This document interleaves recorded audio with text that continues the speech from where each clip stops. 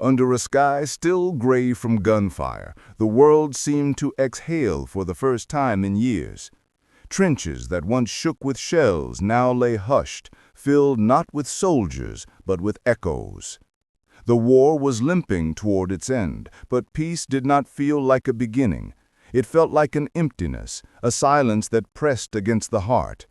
Men who had survived the noise of artillery now found themselves listening to the faintest sounds, the wind through shattered trees, the quiet drip of rain on helmets abandoned in mud.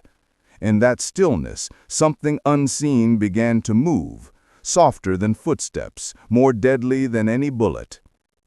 The last year of war was not marked by victory parades, but by breath, labored, shallow, fading. Hospitals rose from the ruins of cities, makeshift sanctuaries of gauze and whispered prayers. Nurses walked through corridors where time itself seemed to hold its breath. Outside, the world was rebuilding maps and treaties. Inside, the human body was collapsing in ways no treaty could repair. There was no enemy uniform here, no front line. Only faces pale as linen, hands trembling, eyes pleading for air. This was not the war anyone had prepared for. It had no generals, no glory, no songs. Just the sound of coughing that filled the night like the distant echo of gunfire. The young and the old, soldier and civilian alike, lay side by side in rows of iron beds. Some whispered memories of battlefields. Others just stared at the ceiling, listening for the next breath, as though it might be their last. The world had fought to end war, yet here it was, facing a quieter, crueler enemy that asked for no surrender, only silence.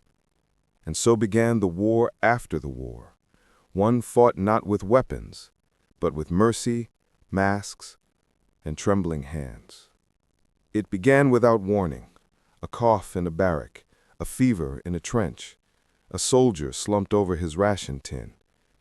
No one noticed at first. Sickness was common, exhaustion expected. But this was different.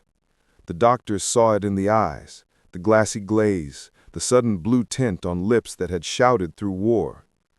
What spread through the camps was not just illness, but a quiet dread that even the most hardened men couldn't name. After years of dodging bullets, they were unprepared for something they couldn't see, couldn't aim at, couldn't outmarch. The Spanish flu did not explode like a bomb. It drifted, like a ghost. It moved through breath, through laughter, through the touch of a helping hand. It crossed borders faster than treaties could be signed, indifferent to flags or uniforms. Hospitals overflowed. Nurses ran out of masks, doctors out of sleep. Bodies were carried out under dawn's gray light, one stretcher after another, until the air itself felt heavy with mourning. And yet, outside those walls, life pretended to continue. Markets opened, church bells rang, and children played in streets, unaware of the shadow curling toward them. What unnerved the world most was not the speed of death, but its intimacy. To catch it, one only needed to care, to sit too close, to comfort a friend, to hold a fevered hand too long. The very acts that made people human became the very things that doomed them. In that contradiction, something quietly broke inside humanity. A realization that survival might demand distance, that compassion itself could be fatal. And just as the guns went silent, a new war began. One fought in whispers, in breath, in the invisible spaces between two people trying to stay alive. They came in silence, escorted by young soldiers who looked barely older than the prisoners themselves.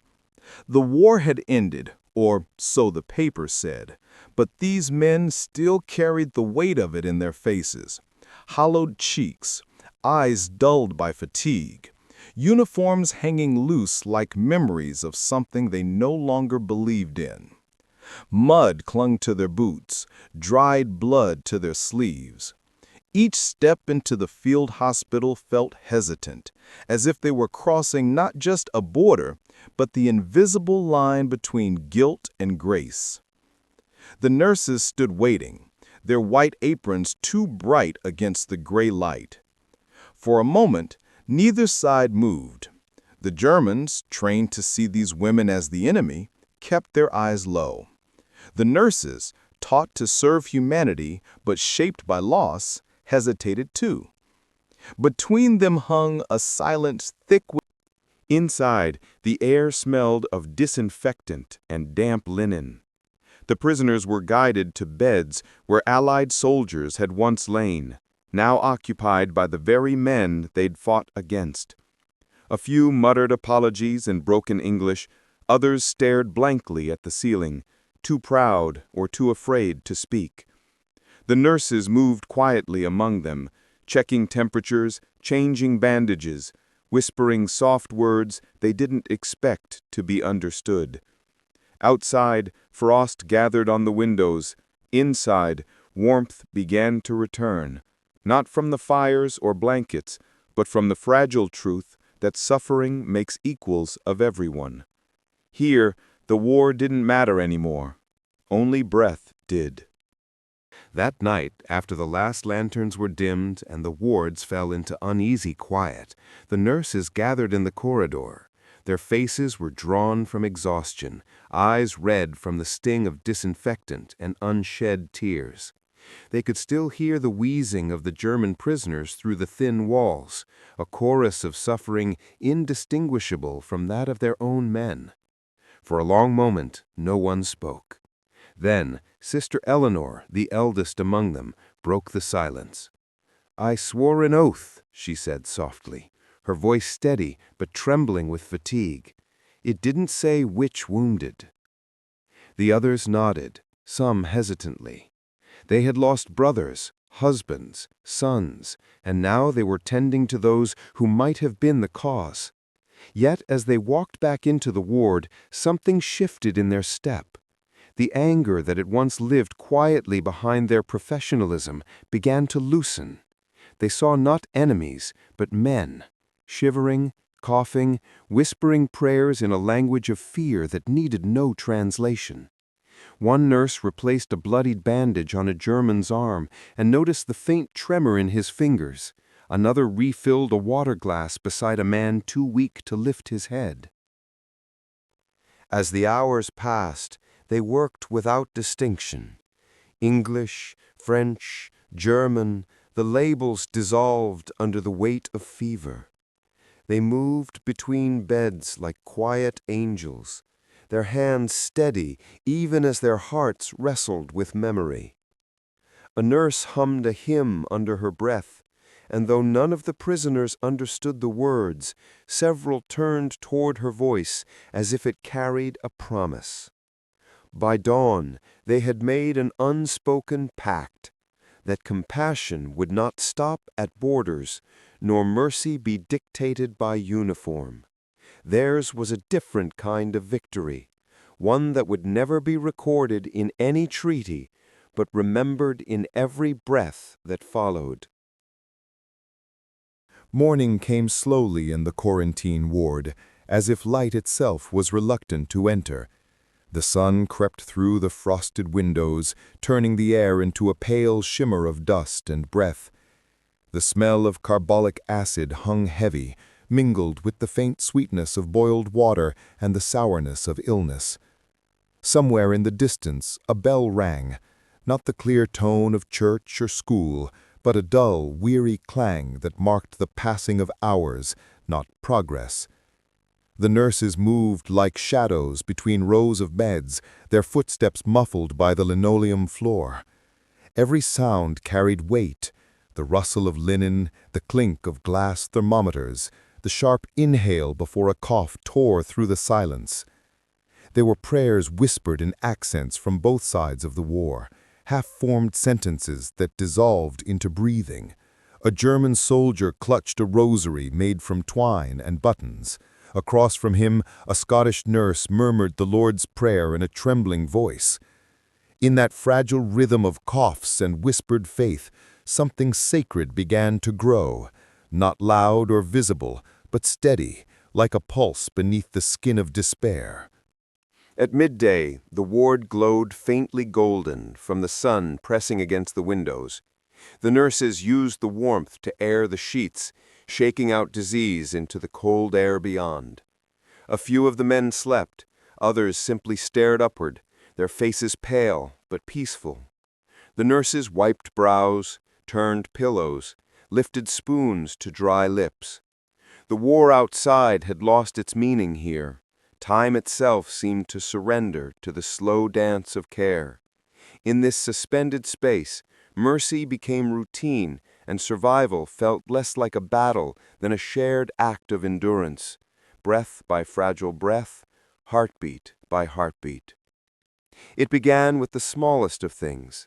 A glass of water passed from a nurse's steady hand to a trembling one. The German soldier hesitated before taking it, his eyes flickering with suspicion, then softening as the cool rim touched his lips. He whispered something in broken English, a thank you tangled in accent and gratitude. She smiled, not because she understood the words, but because she understood the... In the days that followed, gestures replaced speech. A nurse tucked a blanket under a fevered man's chin. Another adjusted a pillow and brushed away the hair matted with sweat.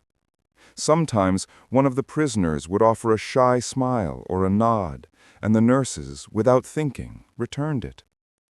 The air, once heavy with mistrust, began to carry something softer, the faint warmth of human connection.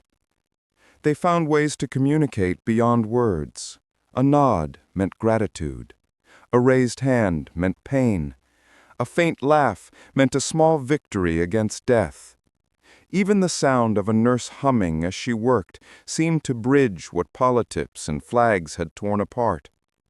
Within these walls, care became its own language, quiet, patient, and disarmingly tender. By the time dusk settled and the lamps glowed dimly through the haze, the ward no longer felt divided by sides, only bound together by the fragile, miraculous act of kindness. It happened quietly, without drama, the way the worst things often do. One morning, Nurse Margaret, who had spent nights tending to the weakest of the prisoners, faltered while changing a bandage. At first, no one noticed. She smiled faintly, brushed off the dizziness as fatigue, and went on. But by midday, her hands trembled as she tried to hold a cup steady. The same nurse who had soothed countless fevers was now struggling to steady her own breath. When the doctor finally led her to an empty cot, the room seemed to hold its breath with her. The German soldier she had cared for turned his head weakly to watch, eyes wide with something close to disbelief. He whispered her name, though he barely knew it, his voice cracking like paper. As the hours passed, her fever rose. The other nurses gathered near her bed, faces pale beneath their masks. They knew what was coming. They had seen it too many times before. Yet each stayed close, refusing to let her face the silence alone. Outside, the snow began to fall in slow, drifting spirals, soft as ash. Inside, the ward glowed dimly in the lantern light, every flicker a quiet testament to the price of mercy, paid willingly, without regret. He began the letter at dusk, when the ward had fallen into its nightly rhythm of shallow breaths and the occasional rattle of a cough. The paper was torn from an old supply ledger, the pencil stub dull and soft. He wrote slowly, pausing between sentences as though searching for permission. "Dearest Anna," he began, his handwriting trembling. "I am alive, though I cannot say why I should be." The words carried more weight than ink could hold. Slept in uneasy silence, and he could hear the faint hum of a nurse somewhere down the corridor, the same nurse who had risked everything to keep him breathing. He wanted to tell his wife that he no longer understood the meaning of victory, that the war had emptied him not only of strength but of belief. He had seen kindness where he expected vengeance, gentleness where he deserved scorn. How could he explain that an enemy's hand had steadied his cup, that the woman who had once shuddered at the sound of his language now whispered comfort in it? "They treat us," he wrote, "not as Germans, not as prisoners, but as men who are sick and frightened. It makes the soul ache more than the fever." He stopped then, listening to the soft rhythm of his own breathing. He knew this letter would never reach her. The censors would never allow such words. And even if they did, he doubted she would understand. Still, he folded the paper carefully and slid it beneath his pillow. It was not meant to be sent. It was meant to remind him that even here, surrounded by death and defeat, humanity had found a way to speak again.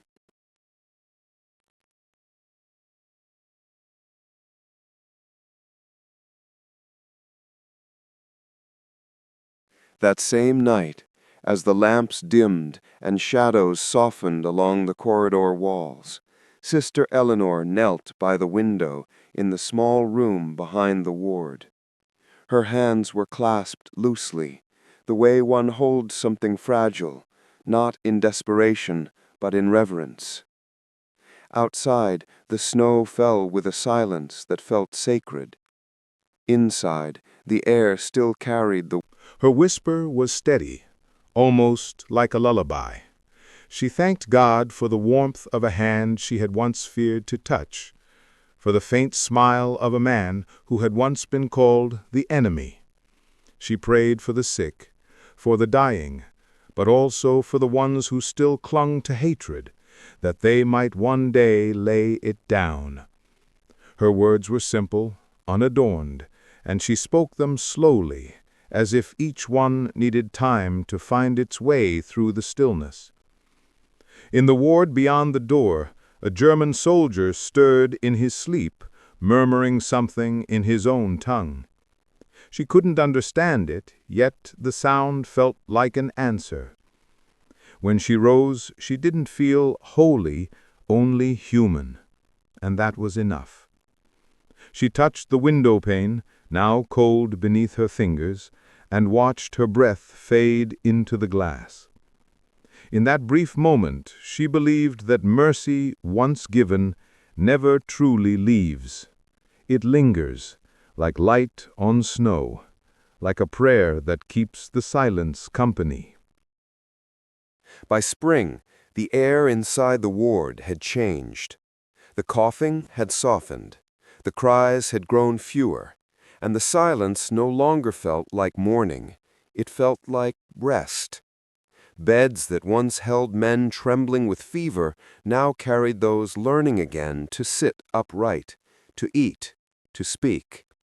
Their voices were low, tentative, as if testing whether words could survive this new kind of peace. A nurse laughed aloud. The sound startled even her, and a few of the men joined in, their laughter brittle but real, fragile proof that life had returned. The German soldiers began helping with small tasks, fetching water, folding linens, carrying trays. The nurses, at first cautious, let them. Each act of shared work smoothed the edges of memory. Where once there had been boundaries marked by war, there were now quiet gestures of gratitude. A young German, still weak from fever, carved a small wooden cross from a scrap of a bedpost and placed it by the nurse's table. Another left behind a note written in careful English.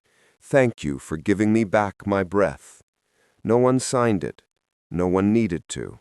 Outside, the snow melted into soft mud, and the first crocuses began to break through the frost. The hospital garden stirred, a patchwork of green pushing through the gray. Inside, the same thing was happening in hearts, a cautious blooming, born not of command or creed, but of something simpler and stronger, the rediscovery of shared humanity. At the edge of the field hospital, where the forest began to reclaim the earth, there was a small patch of ground that few spoke about. It wasn't marked on any official map, and no flags fluttered there. The nurses called it the Quiet Garden, though it was a graveyard. Simple wooden crosses rising from the frost, each carved by trembling hands. Some bore names, others only numbers. But they stood together in a neat, humble line, German, British, French, nameless, all resting in the same soil. When the wind moved through, the grass bent in one motion, as if bowing in collective prayer. The nurses came often, bringing what little they could, a handful of wildflowers, a scrap of ribbon, a candle flickering against the cold. They did not distinguish between who lay where.